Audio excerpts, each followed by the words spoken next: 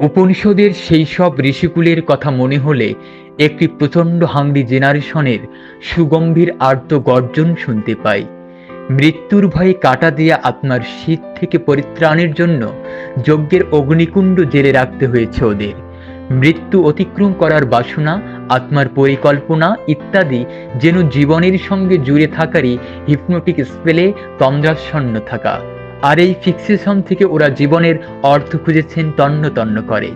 ক্ষুধার বর্ণ, বাসনা, চিৎকার, কাতরতা, আর্তনাদ, আনন্দ সবকিছুকে প্রিজমের বঙ্গভঙ্গ কাচের মধ্যে লক্ষ্য করেছেন।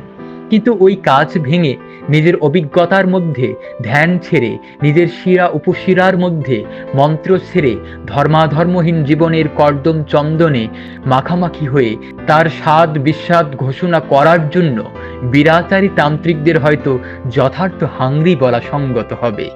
মদ, মাংস, মৎস্য, মুদ্রা এবং মৈথুনের পার্থিব অনুপান ঘেটে ঘুটে তার কাদায়, রক্তে, রসে মাখামাখি হয়ে জীবনটাকে চেখে চুখে ধর্ম শব্দটি ওরা উচ্চারণ করতে চাইলেন। এখানে অভিজ্ঞতাই ধর্ম।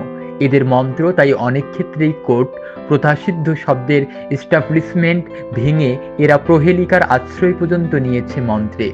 কারণ সাহিত্য রচনা এদের উদ্দেশ্য নয়, সর্বজনবোধ্য ধর্মের তাত্ত্বিক প্রচার পুস্তিকা রচনাও এদের অভিপ্রেত নয়।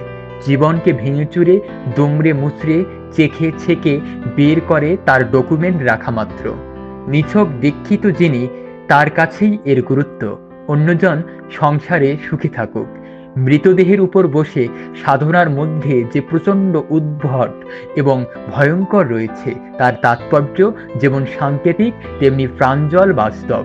উত্তেজনা, ঈশ্বর, মৃত্যু, যৌনতা, রহস্যময় গুহ্য আচার এবং ব্যক্তিগত এক্সপেরিমেন্ট ইত্যাদির মধ্য দিয়ে আত্মানুসন্ধানের সে অভিজ্ঞতা তন্ত্র সমাজে উন্মোচিত তারই আধুনিক প্রতিধ্বনি কিংবা প্রতিরূপ সাম্প্রতিক যুগে দেশে বিদেশে লক্ষণীয়।